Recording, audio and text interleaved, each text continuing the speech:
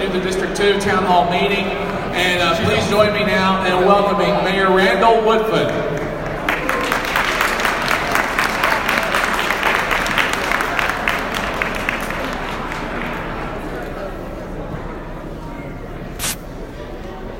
Good evening, everyone. Good evening, everyone. Good evening, District 2. So, we're 4 minutes behind schedule. I apologize. I know I want to be respectful of your time. I am happy to be co-hosting this town hall meeting with you, with your city council representative and my friend Hunter Williams.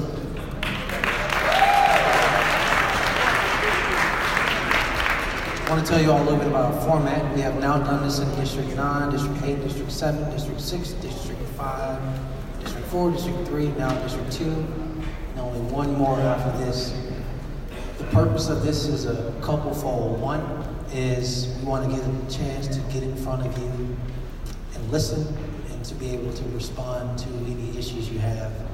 Since we've been in office tomorrow, 1 year.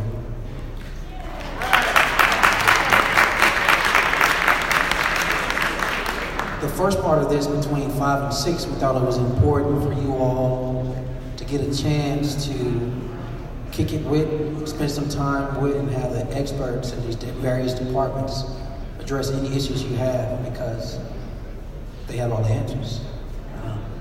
But with that, we want to say thank you for affording us this past year to be able to position an ability to serve as leaders for you. Every city council district and issues are not necessarily created equal, but as mayor, I have the same sense of urgency addressing all the issues for all the districts. And so I'm going to keep my opening comments brief so we can actually get to as many questions as possible. I'm going to turn over him to let him have a few words, and then we're going to open it up. And from there, we'll be able to engage more, and I'll be able to give you all a little bit more detail in this process, as well as be able to call some of these experts up to address and give you detailed answers if I don't have all the answers. Hunter? All right. Thank you, Mayor Woodfin. I appreciate you lending all of your staff. It looks like you have almost all of your department heads here tonight. If not, you have a pot of them. I appreciate everybody for coming out. I know it's bitterly cold outside, but I think tonight's very important because since Mayor Woodfin and myself have been in office for a year, there's been a very consistency in regards to the concerns of the citizens of District 2. I think that almost every concern that we get in the District 2 office has to do with a quality of life issue. When I say a quality of life issue, I mean when a citizen dials 911 for shots fired in their neighborhood or for a medical emergency, they first expect a dispatcher to answer the phone and not put them on hold. Then they expect to have a police officer or paramedic show up at their residence in a timely and professional manner. When I say quality of life issue, I mean that our residents expect not to get a flat tire on the way home because of an unpaved street. They expect to be able to walk on a sidewalk where it's appropriate.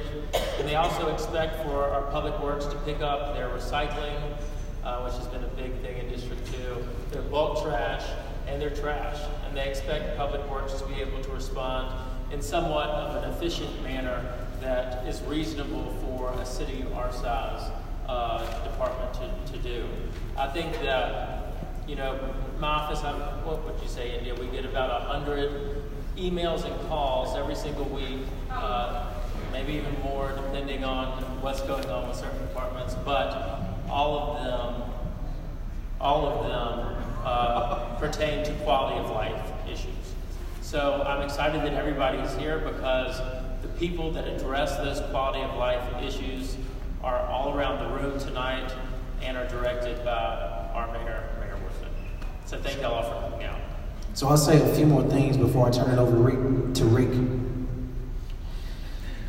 In regards to these quality of life issues, we find that we've spent the last 12 months, 364 days, 52 weeks, doing a couple of things. Internal assessments of what's happening in each department, and externally the needs of each city council district.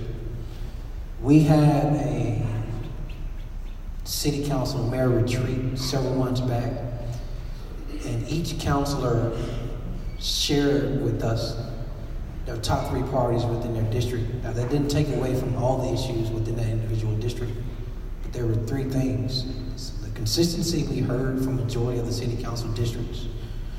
The city needs to pave streets. Bottom line. In District 2, issues around trash and bulk pickup, bulk and trash pickup needs to be more addressed. It needs to be done in a more efficient and effective manner. And then another thing we heard were issues of crime. Was there anything else I missed? Banks, which is, is Kelvin here? No worries. Banks. And so we're going to address that as well. And so in that regards, here where we are in District 2. We are going to announce to the City Council soon, maybe this week, actually this week, because I've instructed my team to, the streets that will be paved in District 2 in 2019. And the idea every year is to continue over these next 4 or 5 years to get our streets up to par where they need to be. The city hasn't done its part in investing in our infrastructure, and the return of that hasn't been necessarily good for you walking in your neighborhoods or driving the streets in your city council district or anywhere in our city. So getting back to the fundamentals of basic services and investing in the city's infrastructure will be some key things we'll be addressing. With that, Rick, Mayor, I imagine you got a lot of questions. Can I interrupt you? Yes. Real quick, before we get to the questions. Yes, sir. Will you please explain how the streets that are going to be repaved were internally chosen? So when everybody gets the list of streets, I don't get 600 really mean emails about why I'm not out there paving the street. Yes.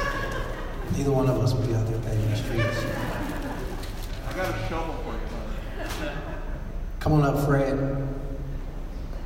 So Fred Hawkins he is the chief engineer for the city of Birmingham. He's part of our PEP department that also deals with streets. I'm gonna give you a short version. I'm gonna allow him to give you some detail. I guess that's a good way to start the question and answer. The city of Birmingham overall has about a $50 million backlog in street paving totally for the entire city. That's all 9 districts, 1 through 9. Each district is not created equally in that disbursement of the $50 million. I would say based on the size of District 2, which is a little larger than some of the districts, it has more streets that need to be paved than some. With that said, there was a 5-year plan apparently for a week out in office that was unfunded. So they put a plan in place, but they didn't put any money towards paving streets. What we've tried to do is come in from a cost savings measure, find additional funding to fund this mandate. In that regards, we want to put in 2019 $5 million towards street paving. That will be dispersed among the entire city, and Fred's going to explain to you how we picked the streets we got to in this first year. Remember, if your street is not picked in this first year, in year 19, there'll be more streets in 20, more streets in 2021. Thank you, Mayor. And as you stated, there are, I guess 2 years ago, we did a complete study of all our streets, and we found that we had a need of about $50 million. And that's just to fix the worst of the worst streets, to get us back up to an acceptable level. So we did a year 1 paving, about $10 million a year before you guys got here. It's still being finished up now. But this year we're going to do about $5 million more, thanks to some funding that the mayor and council found. And that's coming up probably in the spring to early summer. The paving season, as you know, most of you probably know, during the winter there's no paving that can go on because of the temperatures. So how we picked the streets was really we went out and rated all our streets and picked the worst of the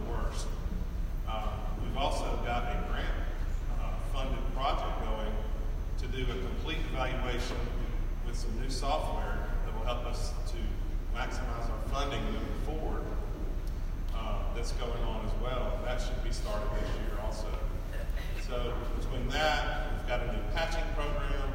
We've got a new system that we're dealing with utility companies who cut our streets, which we've never had before. I think the roads will get better and better if you'll just be patient and give it a little time. What we need from you is when you see a pothole or something bad, call it in.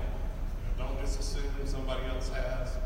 Please call it in to us, because we don't have staff to just ride around and look at the streets. So if you'll do that, we'll get them fixed.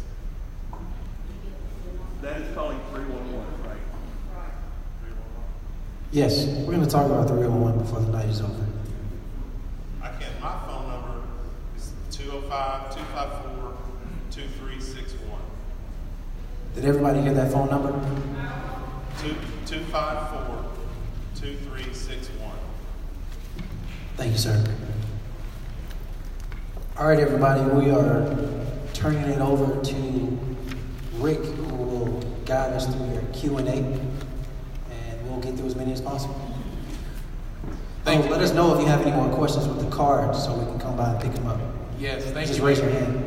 Just raise your hands up, or if you need a blank card, raise your hand and somebody will pass it along to you as well. We've got a stack of them. In addition, I've got a sheet of paper from 3 questions that were sent in when we put this out digitally. So I think we need a card over here, Emily, this lady right here. So we've got a variety. What I try to do is I go through, I want to make sure we represent all the neighborhoods. One of the other things is sometimes we'll see very like questions, and I try to put those together so we can get as many questions asked as we go on. The first one I'm going to ask about, this is actually a couple of people who asked from Southeast Lake. Mr. Mayor, what plans are there to expand code enforcement? We are losing businesses due to unmaintained property or commercial property. The second one is related to that. Can code enforcement find the people who put up "We Buy Houses" signs everywhere, and what can be done to help clean up our neighborhoods through code enforcement?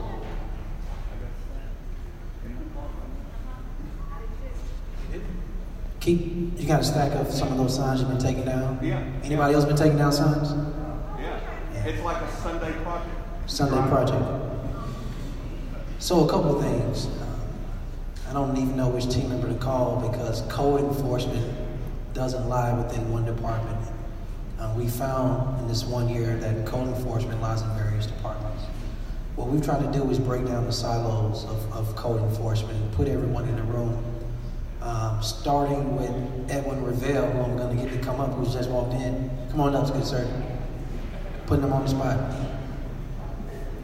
But here, Edwin, the question was about what is the city doing to address code enforcement? One of the things we found is people understand that a lot of city business, as it relates to our employees, is from 8 to 5 or 9 to 5.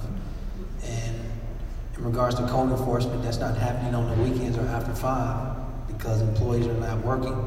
So we've already instituted additional hours, particularly on the weekend, for code enforcement. We found that we've been able to do more citations of folk who we found to be in violation on the weekend through some of these hours where people aren't expecting city employees to ride around with code enforcement. In regards to the signs, before Edwin speaks about any additional information on what we're doing to beef up code enforcement, the signs are a problem. I think what we got to do is talk to the council about existing ordinances, which we believe they currently have teeth, but if we need to add anything to it, that's something we need to entertain. Second thing we need to do is, I want y'all to know, I've actually dialed one of those numbers before. And I explained to the person, they thought it was a prank call, and didn't realize I was the actual mayor. This is a courtesy call to please take your signs down. Whoever you paid to pick them up, you need to pay them to take them down. If we see them again, we will be glad to make a visit to you. And this conversation can be a different way based on the laws we have on our books. Now, with this particular company, I haven't heard anything back, but that's a lot of calls to make. What I would suggest, if I need to continue to make those calls, let me know. I'll make as many as possible, or somebody on my team can, and we can send the cease and desist letters as well. A lot of times it's just a number, so we don't have the address. So calling the number and attempting to talk to someone, I just lucked up that day. But keep calling. If we need to keep calling, we can too. On the enforcement, if we can get a name and a physical address, we'll do what we can as well. Would you like to add anything in what we're doing to beef up our code enforcement? I think for the most part, Mayor, that you said it all. Hello, my name is Edwin Rivell. I serve as the Director of Planning, Engineering, and Permits.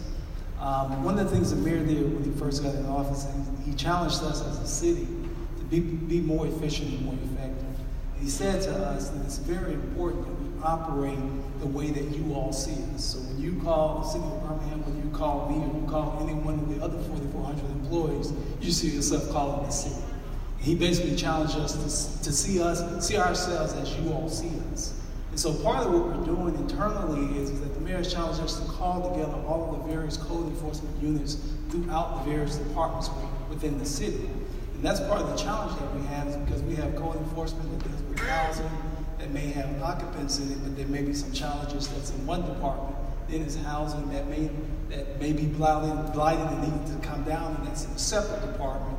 And then there are issues that our Department of Public Works deal with. So part of what he said was, you all come together and you work to coordinate and figure out how to make sure that as we have these issues that we're working together. Part of that working together deals with looking at the way we're doing business now, to see if there are ways to make some improvements, look at the systems and look at the resources and the equipment and materials that we're using to see if there's some opportunities to make improvements. So we have gathered together a team of individuals that's doing that deep dive and look. They've already made some series of recommendations. For instance, they've done strike forces where we go out as a team and actually go to an area and do a blitz and together decide what's the course of action to deal with enforcement. So it is a work in progress. It's not something that we'll get done overnight, but we're serious. We take the challenge very seriously. We actually please do stay tuned. As you see issues, as you see concerns, please get those reported to the various departments. Part of what we're attempting to do with that code enforcement effort is make sure you understand who's responsible for what, so that you can know who to contact and know what are the triggers and what are the responsibilities. So it's a lot of work. Stay tuned. I hope we had an opportunity to at least touch on some of your concerns, but if not, please come visit us at the PEP table after the meeting. We deal with zoning issues, we deal with drainage issues, we deal with the house that needs to be torn down. If you have any of those issues, please come see us.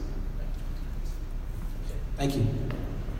Thank you. We've got a quick announcement before we move on. If you are the driver of a white Suburban, the Jacksonville State Tag RDH 34, you're blocking a bus, white Suburban.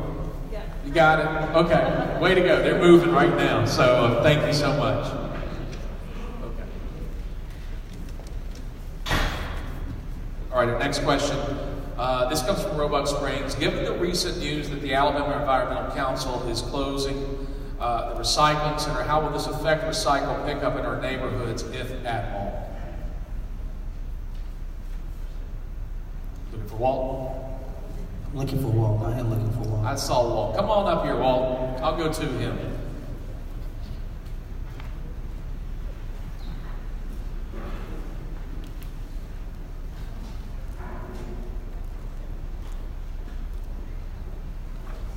Everyone, I like to call him by his first name because that's our working relationship. But Walt is the new director of our public works. He's new to our city. He has an extensive background in this type of work, has military background, and I dare say we have the best leader in place to make this department work for our citizens as it relates to public service, which includes environmental issues. Walt. Thank you, Mayor. Again, I serve as a director of Public Works. The question was about the Alabama Environmental Council. It's shutting down one of the recycling centers here in the city. We are looking at that right now, but as far as it pertains to curbside pickup, that should not, as far as I understand right now, and my team in the back can tell me if I'm any different, it it should not affect what we're doing on curbside pickup at this point. I think that's more of a drop-off center that's shutting down. We're looking at the proposal, seeing what the city can do and should do, if anything, to address the issue of that drop-off center being shut down. Okay, I'd like to add one more thing in regards to recycling specifically within District 2. Prior to Mayor Woodfin and myself being in office, the city gave out these asphalt-colored recycling bins, which the city is completely out of. But what that has resulted in is on a foggy morning, that asphalt-colored recycling bin blends in with the asphalt, and sometimes the driver will actually miss picking up that recycling. So what the District 2 office has done is we have purchased bright blue recycling containers. There's enough for everybody here to have one. I think we have them in the back somewhere. But they're yours if you would like one per household, not 50. But you can call us also if you would like one, and we'll run one out to your residents as well. So that was a specific response to the problems that we were seeing prior to you even being on the job and doing the great job that you're doing now.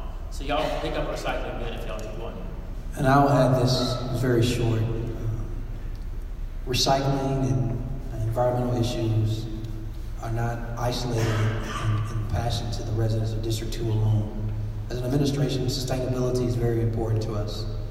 Now, that hasn't necessarily been something that we've been able to run fast within this first year, but I believe the closing of this recycling place gives our administration an amazing opportunity to do some things different around the environment, around recycling, and what do we as a city, from a modeling standpoint, want to share with our residents and to the world that we embrace recycling and we believe in sustainability.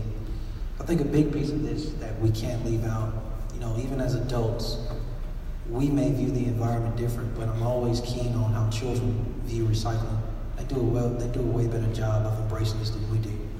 So I think this is one of those conversations where we have to talk to the superintendent and the school system to really hone in on making sure all the generations in our city are embracing recycling. But if we empower the youngest generation, I believe they can change adult behavior. Because it's not, what we find is recycling is nowhere where it needs to be in our city. And so a few residents alone in District 2 can't change it. We need to be sure we can provide the pickup service you need. But citywide, we have to change the tone of this conversation. And citizens need to know that as a city, we embrace recycling. Rick. I'm right here, sir. Thank you, Paul. Okay, I've got a couple of questions from Brown Springs, and they're both the same topic. One is, why is it so hard to keep drug dealers from parking on Paris Avenue and dealing their drugs all time of day and night? And the second one, who do you call when there is drug activity on your street?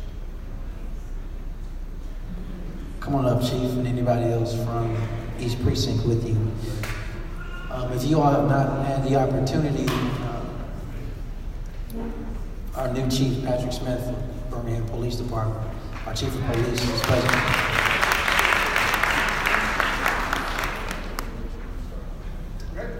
Good evening, I'm Captain Hatcher. I serve as the commander of the East Precinct. If you have a problem with drug dealers, you can email me the locations and things. My email is Allen, and that's ALLEN.Hatcher@birminghamal.gov. You can email me that. I'll keep your name out of when I send it to an officer to investigate.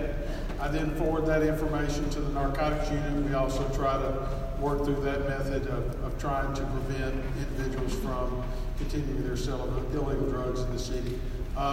If you don't want to send me an email, you can call the 911 number, tell them you have that problem. We'll send out a car. They can do a quick investigation then. You do not have to give your name or where you're calling from. We'll send the officer to investigate it. Or you can call the precinct, leave me a message. The number there is 254-2684. Leave me a message. I'll return the call and we'll try and take that information and run with it for you. Before I pass the mic to Chief, I am going to do something that I don't usually do, which is the person who asked that question, they gave a particular street in Brown Springs. Is that person willing to raise their hand or stand? It was Paris Avenue. Paris Avenue. Sir, do you know all your neighbors in your block? He said he doesn't know all his neighbors in his block. I tend to be a little radical. I believe in enforcement. I believe our police can always assist us in addressing crime. But I am also a huge fan of we need to hit the reset button at Neighborhood Watch. That's at daytime and nighttime, where we feel empowered enough to be additional eyes and ears for the police. I think we all have fair expectations of what we want the police provide to us from an enforcement standpoint, which includes running away drug dealers, or if there's a transaction they can see, or put a bust on that needs to happen. But I imagine if you're seeing drug activity in your particular block or your particular street every day, and you and all your neighbors know each other, and y'all just decided to go out there and stand in proximity where this is without even interacting with them, I guarantee you that will stop. Because you have more power in your block than the drug dealer does. But as residents, we can't just give our particular block or street up to that drug dealer. There may be some legitimate fear, I know that exists, and you don't want to have to interact with or confront a person you believe is doing illegal activity. But that doesn't mean if you stand out there or you and your neighbors stand out there, I guarantee you they'll walk away or run away because they don't want to do that in front of you. I think a lot of people are doing things in our city when they believe they can get away with it because nobody will call the police on them.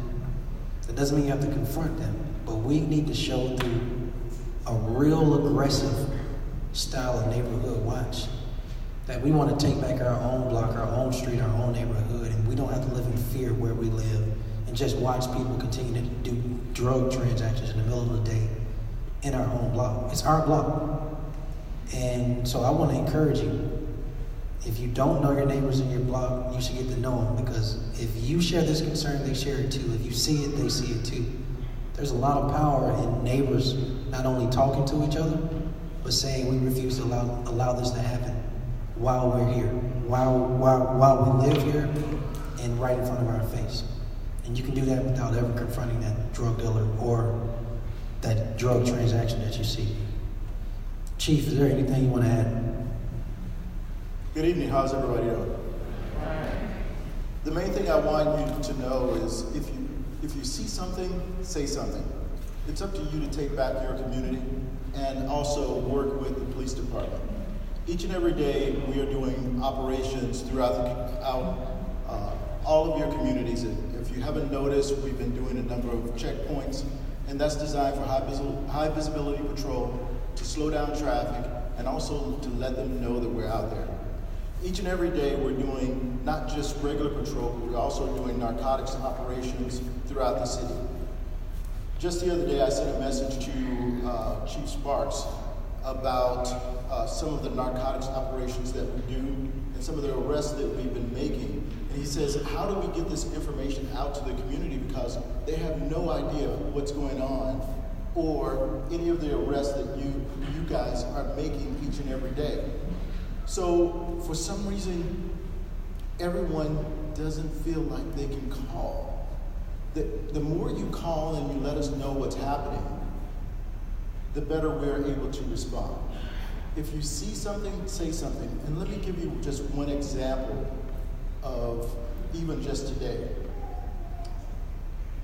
Just today, our narcotics operation was run over in the southwest side of Birmingham during the operation of 2012 Buick Enclave, which citizens had been reporting and talking about the activity in the area. We were able to stop the vehicle. We recovered a large quantity of narcotics and seized from the vehicle over 268 gross grams of cocaine, 1,129 gross grams of marijuana, and we also made an arrest for drug trafficking and cocaine and marijuana possession. This is just one neighborhood, one community, working together so that we're able to get all of our resources together. And it goes from you to the beat officer who observes the problem, reports it, and gets our narcotics units rolling and get action taken in the community. So I don't want you to suffer in silence and not say anything. I want you to be a part of the solution, and all of you start working together and working with us so that we can make things happen much better and faster within the community. Thank you so much. Chief, while I got you up here, if I may, or did you have anything to say, ma'am? Or you okay? Well, this is quick. One is, as mayor, I have an expectation, and the chief shares this expectation, that one of the things a beat officer is supposed to do is community engagement. And so engaging residents when there's not an actual issue or criminal activity to build relationships. We believe that works two ways.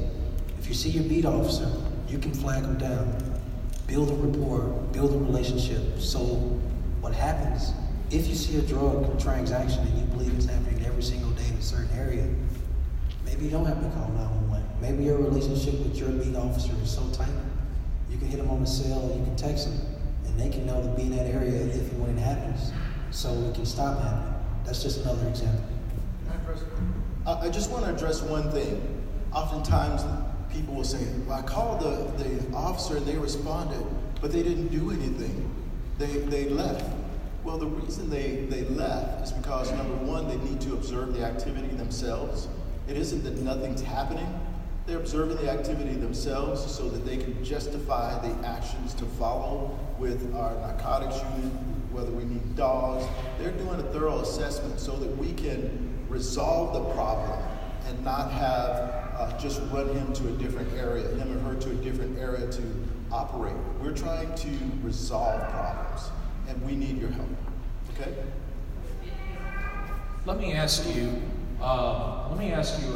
actually, I've got a couple of questions on this. Referring to when you were talking to neighborhood leaders recently, Chief, talking about there were 109 officers short. How many officers do we need at the East Precinct in District 2?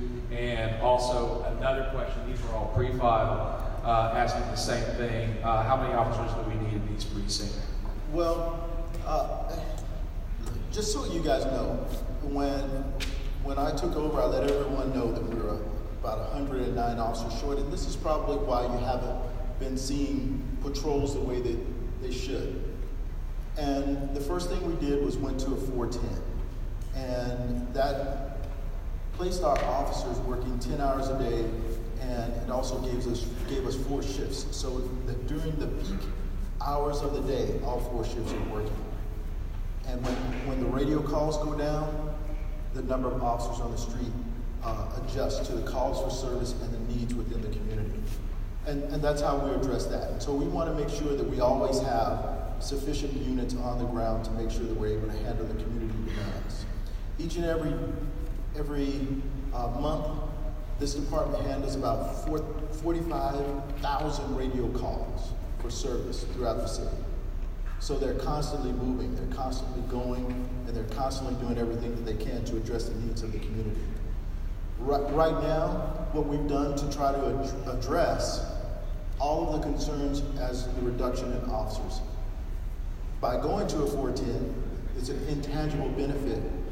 No extra money, but what it has done and the effect it has caused for us is that now we have additional officers who want to come to the Birmingham Police Department. We just had our lateral class of 10. We have others coming in. We just hired our first rehire from the rehire program. Just yesterday, I rehired 2 more detectives, and by the end of the week, I will have 6 more for a total of 9 rehires already within the last 2 weeks. So there's a lot of work going on behind the scenes. I picked up the ball. I'm not going to let you down. And I'm going to do everything that I can to close the gap in those numbers. Next year, we started in February. We're going to do 3 police academies per year and hopefully be able to increase that to 4. And so what that does is that we are giving more people an opportunity to get through the academy in a timely manner so that as people leave, we're addressing the attrition rate. And we have to do things a little bit different. Just today, I was talking to our recruitment team, and I said, look, we have to be out there, and we have to think well outside of the box. GM just announced they're letting go 14,000 people. So where do we need to be? We need to be trying to hire some of the 14,000 people who are looking for jobs and getting people employed so that they're here working for you. So that's what we're going to do. Thank you, Chief. Rick? Mayor, this one's from Southeast Lake. What is the city planning to do about dilapidated houses? There were severoral like this throughout D2 as far as this question. I think I can answer this one. So, when we view neighborhood revitalization, and we say neighborhood revitalization is a priority, and we view community development, what does that mean? It's attached to three things. One is the first lane is identifying homes, houses that are beyond repair and need to be demolished. So that's the first thing we do. And that was a legit priority in these first 365 days. Second thing we do is look at empty lots, and I say it all the time, I say it to my team. We cannot remain in the grass cutting business because that's just not sustainable. And so around empty lots, how do we attach that to our land bank process? And how do we go vertical on these lots with affordable housing as well as single family units? And then the third thing we want to do is for existing homeowners who need help, such as a program of 100 homes in 100 days, how do we invest in and support existing homeowners? And so on that first leg, the question dealt with dilapidation. There are 249 business days within the year, and in that 249 days, the city of Birmingham has torn down 294 across the entire city. So we are being as aggressive as we can. That is not necessarily from an equity standpoint in each district. I believe I shared with Mr. Williams this morning, I believe, out of that number, there's 13 in District 2. Part of that is the dilapidation that's beyond repair is not equal in each district. As you go 4 through 9, it looks worse than 1 through 3. So 1 through 3 has had fewer houses torn down beyond repair than 4 through 9, based on where they are, based on how long they've been on the list, et cetera, et cetera. We will continue in year 2 to move towards dilapidation. I do want to explain this, y'all. We can't bulldoze our way out of this problem. Some of this is education. Some of this is understanding transition of generations, where from a will standpoint or no will, and what can we do to assist folk who own homes? How do we address absentee landlords who have houses and don't take care of them? All of these things from a code enforcement standpoint, et cetera. We have to continue to focus. But if it's beyond repair, we will continue to move with all deliberate speed to protect your property value if it's in proximity of your home. Yes, sir, Mayor. I've got a few. These are a wide variety. I'm trying to pull them all together, but I got Roebuck, East Lake. I know there are a couple of others in here. They're very similar. I'm just going to kind of touch on these. What are your plans to attract businesses back to Roebuck Parkway? Also, one saying, how can we draw more eateries in the area? We don't want to go trustful. And this one from East Lake, are there funds to assist local property owners to maintain and improve buildings so businesses can flourish? Are grants being written to create jobs? Anything along those lines? That's a great question. I'm going to bring up Dr. Josh Carpenter, who is over the Office of Innovation and Economic Opportunity for our city of Birmingham. Good evening. So those are great questions and questions that we've heard before, and we're grateful for your voices in this particular. I spoke with someone earlier today about the problems on Roebuck Parkway and trying to get and activate that as a source of retail. I can tell you that we are actively, as in tomorrow, engaging in meetings on how to essentially defend that area from businesses moving away and going to Trustful and other places. So we understand, we've heard you, we are working on it, and we know that we haven't done enough yet, but there's a couple of things that we are putting in our arsenal. So we're excited to soon have an actual small business fund that we can deploy for small businesses who are looking to grow. So if you hit a loss in inventory or some unsuspected interrupted cycle, that's something that we hope to be able to deploy very soon, and that's exciting for us. Also, we've hired someone full-time on our team whose job every day is to wake up and think about small businesses and business diversity and business opportunity. So please reach out to us if you're encountering those issues. We're actually about to launch an initiative to help get feedback about where we can and should go. But it is important to us. It's something that we absolutely care about. One other thing I'll say too is the question was about how we attract businesses. Part of it is by making not just sites ready, like store fronts and that type of thing, but also people ready. So we are really focused on getting our workforce ready. So we have someone on our team for the first time ever who's also thinking about what the workforce of our future looks like. So it's not just about schools, it's also about how do we bring businesses into the conversation so they can help us create the types of talent and give people opportunities. So the students that go to this school and that live in this district have an opportunity not just for the job of today, but for the job of tomorrow. I do want to add to that because his answer dealt with or deals in short term. How do we be creative? How do we not only stop the bleed, but how do we keep what we have and then find creative solutions to attract other businesses? I believe this question, if I am asked to drill down to it, portion of it is, we want healthy food options in grocery stores on this side of town. We don't want to go to Trussville to do that. Y'all, that's fair. I can speak plain to you. And so I have expressed to Dr. Carpenter, I have expressed to my immediate team, if that requires me to get on a plane and sit down with the CEO or the COOs of major groceries in America and let them tell me no until I get to somebody that says yes to bring healthy food back to our city limits. November 29th, day 1 of year 2 in 2019, that's what we will do. We will get on as many flights as possible to go directly talk to folks. Let them tell us no till we get to yes. We will bring healthy food options to this city. Now, I want to also share with you long term how we as a community need to think. Because sometimes I'm required to be honest. And so as I look at the growth down 280 and shopping and the options that exist there, they're following housing growth or population growth. What we see in Fultondale and Gardendale, the shopping opportunities are following housing growth. What we see in, I guess, Trussville and Leeds, they're following housing growth.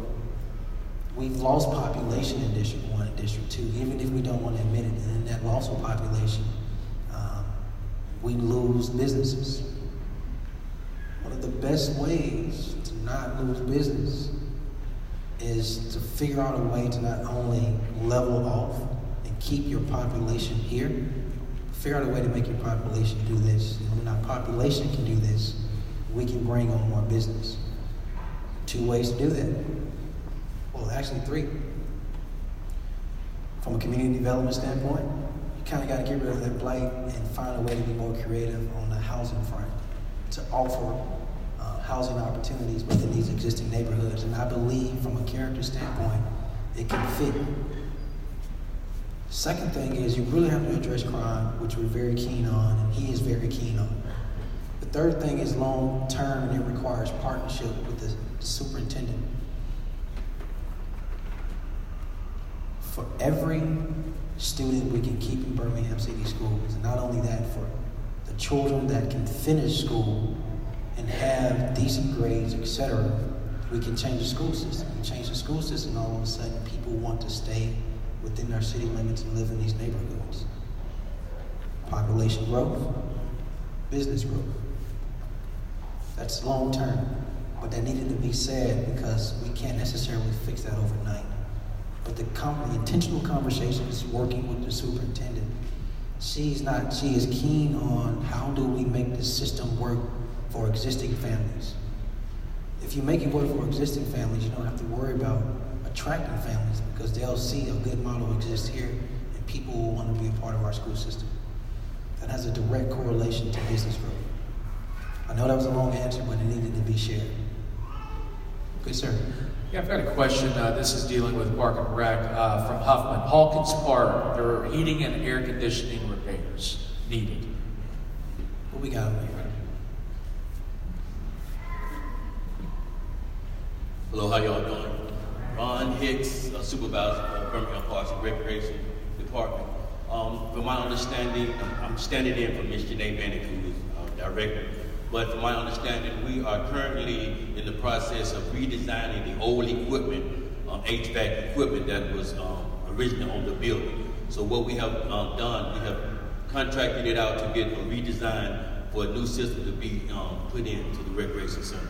We also, as of today, we had HVAC out today, checking on the heating unit and all that to get it up to par. Thank you, sir. So, here's one of those, I guess, another honesty moments. I actually shared this with the council this morning about we talk about, it's so easy to talk about the things you're pleased with and that you've accomplished. I want to share with you one of the things I am not pleased with, and that is I'm putting it all in the bucket of capital projects and maintenance, deferred maintenance, etc. So our existing infrastructure, separate from roads and sidewalks and curbs and lights. In this hand exists libraries and parks and rec centers. They're our responsibility. And I'm going to tell you, some of you all in this room remember the bond going to vote for the city to go to the bond market for $75 million in 2 phases. Who remembers that? Show of hands. About 6 or 7 years ago. You voted on it, that money was passed, money was put in certain categories. It was for fire stations and parks and libraries and rec centers, etc. We found ourselves inheriting things weren't bidded out right, they were overbidded, or things did not get done and they should have been done. And so what I've shared is very simple. Projects already in the queue that we inherited, we refuse to talk about them in 2020, so they better get them done in 2019. Team, add Don Hawkins to that list. I don't want to talk about Don Hawkins issues in 2020, so we need to fix them in 2019. Rick? Yes, sir. Where's Rick? We've got a couple, and this is along the lines of that line of conversation. This one from Eastlake. What's the city's position on supporting the growth of Ruffner Mountain, Eastlake Park, and other area green spaces? This from South Eastlake. Is there a way for an exercise facility in this community that is low cost? And third, from Roebuck Springs, what can your office do to make Roebuck Springs more pedestrian and bike friendly, providing safe access to shopping, parks, and other transportation? Yes, that was all these deep questions. I'm going to have James Fowler come up. He's the new director of the Department of Transportation, where as a city and an administration, we've seen the entire conversation prior to our administration be focused only on either BJCTA, the Max bus, or looking at getting from point A to B with vehicles. We believe as an administration that this conversation around getting from point A to B has to also include biking as well as walkability. So that's 4 things. It's public transportation, it's motor vehicles, it's biking, and it's walkability. From that standpoint, the need assessment of each of the 99 neighborhoods, and how does that fit into walking as well as biking? That's the second part of the question that I'm going to let him start off, and I'm probably going to ask him to repeat the first half after he gets done on the green space in Ruffner Mountain, because that's a little different. That's right. My name is James Fowler. I'm the director of the Department of Transportation.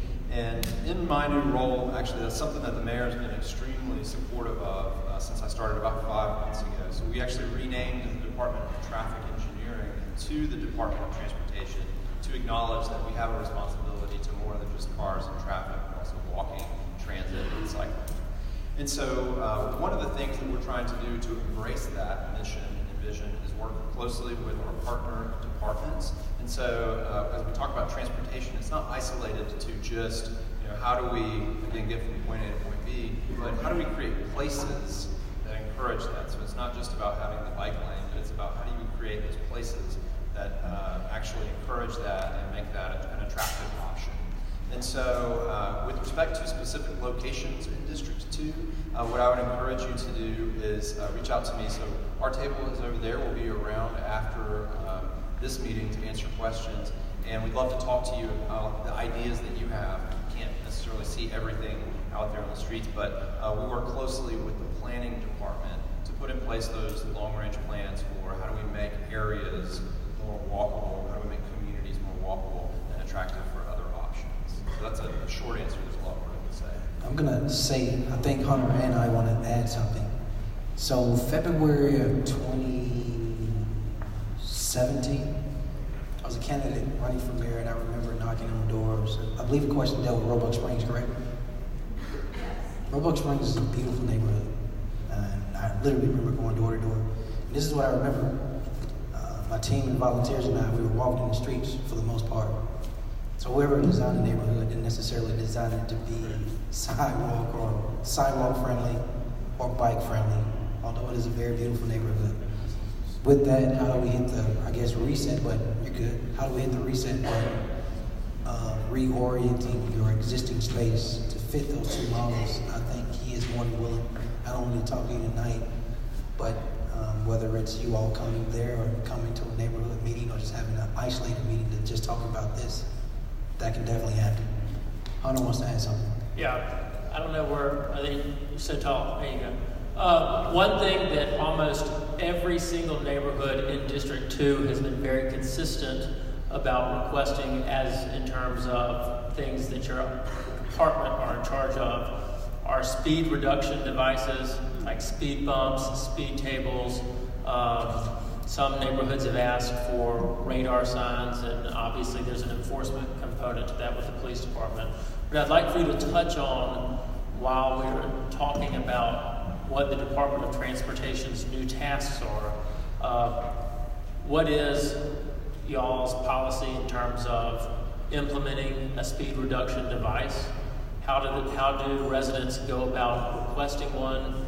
And what is the probability of that device actually being put in their neighborhood after they request it? Those are all great questions. And it's a little bit of a long conversation, but I'll break it down as simply as possible. So historically, as a city, we have not installed speed bumps or humps or tables. And part of the reason for that has been concern over access for emergency vehicles and emergency response times. And so that's a complicated discussion. Cities that have gone very far in an aggressive way in installing those now have complicated conversations on their hands in terms of emergency response times. Now that is not to say that there's not an appropriate balance. And so the cities that do this well, and so my policy and our department's policy is to make sure that we approach that conversation very well. They have a set of steps in place to evaluate the street. And so if you initiate a request for your street, some of the criteria that we look at, one, is we go out and collect speed data to determine, is there legitimately a speed problem? Because sometimes it can be perceived, but none of us like to feel like the street is unsafe, and so we report that. And so we measure, how drastic is that speed problem. We also look at the physical criteria of the roadway. Is it on a really steep hill where it might be a hazard to have a bump, or is it is it a 4-lane roadway, so we wouldn't put them on a 4-lane roadway. So we look at the characteristics of the roadway. And then we also now have a traffic calming committee that's composed of the fire department, the police department, our planning, engineering, and permits group, and also the law department. so that we can evaluate each request fairly. And then another complex side to that is, let's say we install the speed bumps. Well, not everybody is always happy or unanimously approving of a speed bump because they create a lot of noise. And so we hear a lot of feedback. So the final step in that process, and this is consistent with other cities that do this process well, is that the neighborhood that would be close to that speed bump would get essentially a petition signed. So we look for 75% approval within a few hundred feet of proposed speed bump. So going forward, we will find locations where it's appropriate. This is a brand new process, and so we have not installed one just yet, but we're just now getting started. And so I think once we start installing some, then that will also give us a chance to work with our emergency responders to make sure that we're doing this appropriately and in the right places. Additionally, we're looking at other things where maybe a speed bump is not appropriate, and so we're trying to find alternative solutions. Something that I would say is not necessarily right for everywhere, but it is a demonstration that we're committed to this issue, is on 39th Street in the Avondale Forest Park neighborhood. We just installed some center median dividers that kind of channel you as you're going down the roadway to see if that impacts people's speed. So we're trying a number of different things. But please reach out to our department. That's how you would initiate that conversation. And each request is complex, but we're committed to working through that process. In terms of the likelihood of that, I guess it's a case-by-case basis. But one of the other things you asked about was the radar signs. And we've actually ordered some of those for District 2. And so we're going to move those around. So Councilor Williams was the first one to catch me about that. So we've got some of those ordered, and they're coming to District 2. You know, in terms of speed, your councilman is very active in terms of reducing the speed in your area. We have, as far as the police department is concerned, one of the things that we have been doing for the last few months is, as you know, our traffic checkpoints, and we also do radar checkpoints. Over the past couple months, we have completed 115 checkpoints to slow down traffic and also to let people know that we're out there for high visibility patrol. We've written, within the last 2 months, 1,379 citations. We have made 93 misdemeanor arrests. We've also made 29 felony arrests. And so we're working for you. The thing that we need from you, if you have an area where you see that traffic is well above the speed limit and you need some action within your area, the thing that you need to do is to contact your area captain, in this case Captain Hatcher, so that we can get out there and we can start running radar in that area so that we can determine the average speed and we can start to take action. We're doing our checkpoints almost daily, so if you're in this room, you know, make sure you keep everything with you, driver's license, registration, proof of insurance, and we'll let you go on your way. But the whole idea is to slow down traffic and also to reduce the number of handguns on our streets. Just so you know, this year alone, we've taken 2,008 handguns off the street. So we're doing a whole lot within the community. Sometimes you may not see it, but we're here for you. So please open that line of communication so that we're talking and making things happen. Thank you, Chief, and thank you, James. There was another part of that question. Yeah, first one. Yes. Can you repeat it though? Sorry. Yes, sir. It's I threw a lot at you. I apologize. It's what's this from Eastlake? What's the city's position on supporting the growth of Ruffner Mountain, Eastlake Park, and any other green spaces? Well, the answer is very simple. We find some more money, we can support all the above. No, I'm a fan of all of those. I'll be honest with you. Hunter Williams and I had to have some conversations during the budget process about the city supporting Ruffner. But as I've come to find being the mayor 1 year, I think our green spaces in our city is one of the most important assets we have, and we need to continue to invest in them. And what I mean by that is some of the growth we've seen in certain areas. I'm going to use South Avondale as an example. So I got more than that as an example. I got 3 examples. Here are 3 examples. Avondale is one. We've seen the commercial business corridor, South Avondale grow. But I believe that came from the city co-investing with the Friends of Avondale Park into Avondale Park. And then the people who experienced and had different events in that park wanted some entertainment or some food post leaving that park, and were able to walk 2 or 3 blocks. Have another example with Railroad Park, city's investment in Railroad Park. All of us see the ripple effect that's had in I guess housing, community development, as well as entertainment, food, etc. And then of course we've seen Crestwood North, where the city made some investments in that park. And then we've seen a ripple in the redevelopment of that little commercial space there. So I believe if we think about what we can do with East Lake Park, that has a positive ripple in North East Lake for the residential area, as well as South East Lake residential area. So we know East Lake Park, what it used to be in our city and what it could be again. And we need to find a way. If you don't know, y'all, not counting Ruffin Mountain, not counting Red Mountain, I'm not counting Vulcan Park, the city of Birmingham has 116 parks in our city. When one Pratt Park is completed, Pratt City, that will be the 117th park. But we don't always treat our parks equally, particularly as it relates to funding to keep them up to where they need to be. And so I answered one part of that. In regards to Ruffin Mountain, I am just a big fan now, and whatever I can do to support Ruffin Mountain, I will continue to support Ruffin Mountain. I'll wait, go ahead. Real quick announcement before our next question. Someone has misplaced a gold cell phone. I don't know what model or anything, but someone has misplaced a gold cell phone. If you see it, you see where I am, just come on up here and leave it at the table up here if you see it before the night's over with. It's a gold cell phone. Thank you for that. Our next question, and this is one of the pre-filed questions. What's the plan for Banks High School's redevelopment? Come on up, young man. This is Kelvin Datcher, who has been walking. Thank you, Mr. Mayor. Has been walking alongside of Hunter Williams. This is something.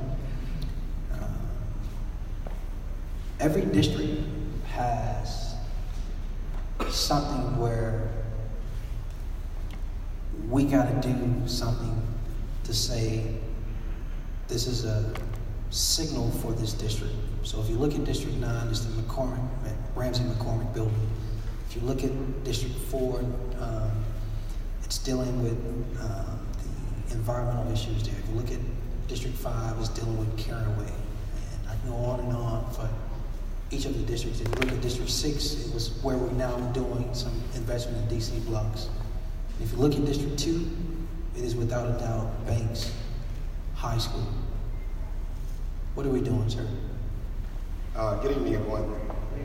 First, let me let you know that we get more emails from Councilor Williams and his wonderful staff that we love so much than all other 8 districts combined. So, which is really you guys emailing me. So thank you all for continuing to email me. So our email boxes stay full. But so thank y'all very much because you keep us busy. But in terms of Banks High School, as the mayor said, it really is kind of a great launch pad opportunity for the entire district. We know that we'll admit it's an eyesore right now, and something has to happen. So there are a couple options. One, we just go in and tear it down, and then you guys will have a 22.88 acre empty lot. And the mayor thinks that you guys deserve more than that. So we have been working very hard. Literally, we've talked about Banks High School every business day since November 28th last year. November 28th is tomorrow, so I'm sure we'll talk about it again tomorrow. But one of the things we want to do is re-envision not just Banks, but that entire corridor of 86th Street. So how can we reimagine it, and who can help us do it? We've been fortunate that the council and the mayor allowed us in the budget to put aside funding for the city to engage the Auburn Design Studio that's based in downtown Birmingham. They've drawn up plans all across the state for redevelopment opportunities. We have a very detailed, meticulously written scope of work with those guys. We'll have them under contract, and then you'll see them. They'll be out talking to you in the neighborhood. They're assessing the framework plan. They're looking at the comp plan. They're looking at the actual blueprints of the building to see if it can be saved, or they're looking at the master footprint of the entire campus, which includes not only that 22.8 acres, but 7 other parcels that range from 0.23 acres to 0.31 acres. So it's about 25.2 acres right there on the bank side. Across the street, there's another 11.2 acres. So what could we do special? And that's what that you will hear from us, and we really want to hear from you over the next several months. All the students are going to be knocking on your doors. We're going to be having meetings like this, asking you what you want to see there, and then we're going to take that back and work with them, and by spring, we'll have some very creative and ingenious opportunities to really talk about something special and spectacular there. And I can tell you that it's special and spectacular because if it's not, I'm going to have to hear from Councilor Williams and his staff every day for the next year again. But we've been out there. I've been out there myself probably half a dozen times. We spent about 5 or 6 hours out at that site and then driving the entire area around it as well. Because it's more than just the Banks campus. It is the entire neighborhood and the community that it impacts. And you guys will see it and feel it very soon. Please though, when you see the students, when they knock on your door, if they leave a door hanger, if you get a flyer in the mail, email us, call us back. Let us know exactly what you want to see there and help us make this site special.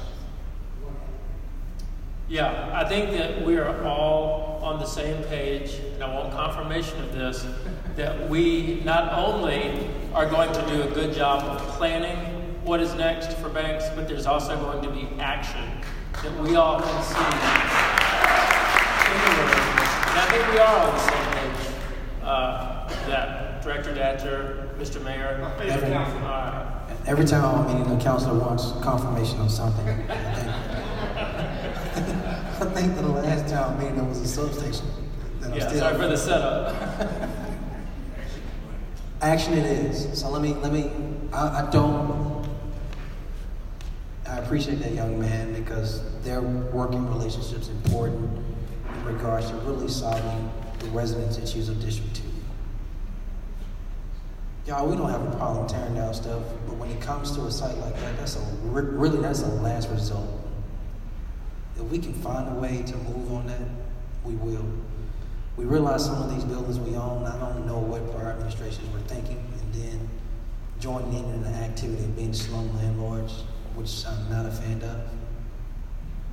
But if we can find someone in the private sector to want to take on this site and redevelop it, that's going to work. I know what we can and cannot afford. If it doesn't work, there can be action on just removing of that site, which I guess a couple years from now, then the emails will be about cutting the line. But we don't want to go there. I want to give y'all a time check. I believe it's about 7:11. And so I always give a time check somewhere close to the 7:15 mark. We give y'all somewhere between 5 and 6 to engage them, and we give you all time to do Q&A for about an hour, 15 minutes, and then if we don't get to your question, we still stick around for a while to engage.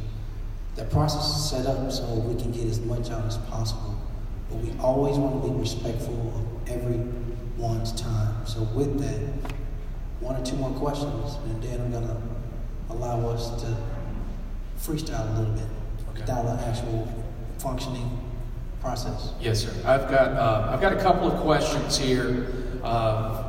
This one in particular is very specific, but it's also a broad question. One question about what is the status of the update for 311? Come on up, Chief. And with that, another one that's a little bit more specific, and this one comes from Overton saying whenever they call 311, I don't know if anybody else has this problem, whenever they call 311, for some reason it directs to Vestavia Hills 311, even though they live in Birmingham. They've asked if there could be a direct number to be added to the 311 webpage. All right, so this is Cedric Sparks, my chief of staff, and who has walked down the issues of 311 and he's going to give you all some detail on where we are with our 311. Mr. Sparks. Thank you, Mayor. Thank you, Councilor. I'll be very succinct. So, upon our taking office, the mayor had us assess all of our city departments, divisions, to see what was working, what was not. And after a couple of months in, we started noticing that we were being inundated with emails notifying us that citizens were calling 311 and either were not getting their calls returned, their calls weren't being answered. If you have fallen in that category, please raise your hand when you have called 311. So the mayor encouraged us, drill down, find out what the issue is. And so what we found was that there was a huge system breakdown with 311 for a few reasons. We have very capable and qualified techs, but there is a shortage of techs. In addition to that, we found that there was no connection to those techs answering the calls and the information being routed to our departments. So we drilled down a little bit deeper and we said, okay, well, how long has this been going on? And how many of these calls have been unattended to? Since 2012, in a queue somewhere in space that we have no clue where it is, there are 5,000 unattended to requests that have called into 311. And so if you say, I've been calling 311 for years, yours is in that place in space. The cloud. We're still looking for the cloud. So the mayor said, fix it, stop it. So there are two things that I want to share with you today. In the short term, we engaged a very dynamic team. There's a couple of A teams that we have, but a very dynamic team to provide short-term response. And so those inquiries that you call now, we have a team of staff that are answering those calls, and we created a line in the interim while we put a freeze on 311. So we wanted people to stop calling 311, not that it was going away, but because we were going to fix it. So the direct line that people are inquiring about, there is one. It's called 254-CITY. 254-CITY. 254-CITY. Right? That's the short-term fix. That call will go to a team of staff that have been trained to make sure that your request is processed and is sent to the right department. However, there's an overhaul of 311. I want Mr. Greg Silence, raise your hand, Greg. We have one of the best in the business in terms of ensuring that we have the system that you as citizens deserve in our city. Birmingham has never had a call center. So now we're overhauling not just 311, but we're going to have a call center that does a few things. It increases the number of trained techs that we have that are answering the calls. We have a bona fide system now when those calls come in, the calls go into the system, they're tracked, they're routed to our individual departments. There's a ticket that's assigned that gives you a case number. We'll have a tracking system that lets you know when it came in, how long it will take, and when it's expected to be resolved, and then we will actually close it out. The rollout for this new system is at the top of the year. We're going to use the month of December to test the system, and we are banking that we'll have a 311 system that you can be proud of. So until then, call 254-CITY, and at the top of the year, we'll make it easy. Just call 311. So it seems that the folks are staying over to Vestavia election more in Birmingham. That is a bad joke. No one laughed. Who asked that question? Overton. Just see us out there, please. Let's make sure we see you when the meeting's over. Yes, ma'am.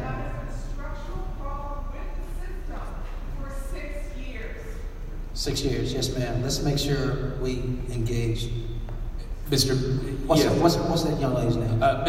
Ms. Shirley here, and we've already, Mr. Silas has already gotten our information, and he's going to address that right now. So. Thank you. I think Rick is probably going to give us one more question, and then the two of us are going to close out, and then give us time to interact some more with us or the department heads. Yes, sir. This last question, and there are a couple of these. I've lost the other one. I'm not sure where it was from, but this one from Roebuck Springs. When we vote to spend neighborhood funds, it takes far too long. What can the mayor do to get our funds to the projects that will improve our neighborhoods? Yeah, so anybody share that frustration? Yeah, so.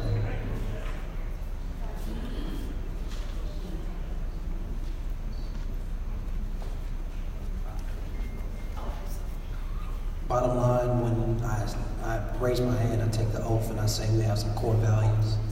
And those core values include being more efficient and effective, as it relates to neighborhood funds, we are nowhere near efficient or effective. I own that. But we inherited something, again, that you don't want to necessarily place blame. You just need to say, stop doing it this way and make it more efficient, because we're giving these funds every year to neighborhood associations. And I've asked the question, why do they have this much money in these accounts? A portion of it is probably because they can't spend it. And when they want to spend it, it takes too long to spend it. In that regard, what I have shared with the legal department, finance department, purchasing, as well as the mayor's office. Just like Cedric Sparks just came up here and broke down to y'all what we're trying to do with 311. The process of neighborhoods being able to draw down funds and actually receive those funds to spend on something that they deem important to them, y'all make it work. And so I've had a detailed conversation with Nigel Roberts, who was over community development a couple of days ago. Actually, today's Tuesday, so yesterday, it was Monday. He wasn't at work Sunday. He's with his family. But in that regards, we're going to roll out workshops for neighborhood officers and how we in the city, how do we do our end better? Once you all give it to us, it doesn't get lost or die in the legal department, or it doesn't get lost or die in purchasing, or it doesn't get lost or die in the mayor's office. It will be better. Hold me to that, hold my team to that. In that regards, I'm going to allow him to close out, so I'll start. There are 3 distinct groups I want to thank in this room. If you are a neighborhood officer, please raise your hand and or stand, it doesn't matter.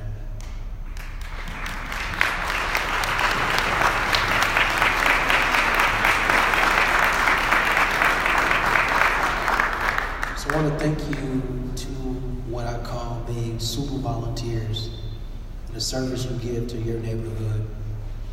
When no one asks you to, you're doing it out of just not only the kindness of your heart, but your commitment to make your neighborhood better. So thank you for co-leading with me in making your neighborhood better. Second group I want to give a special shout out to is to these folk who actually been at work all day. Y'all see their faces? They look tired.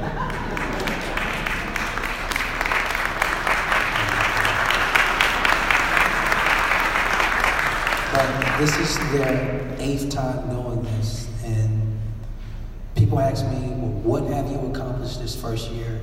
My answer is very consistent. Well, what are you most proud of in this first year? And I've had the opportunity to build a team. And so it's not important for me to just stand up here, but for you all to interact with these folk I deem experts in their individual lane who go to bat for you every single day, just like I do. Pushing those core values all the way down to all the employees within their department, as well as making sure from a strategic standpoint, we can deliver services better for you. So thank you all for taking the time out of your day.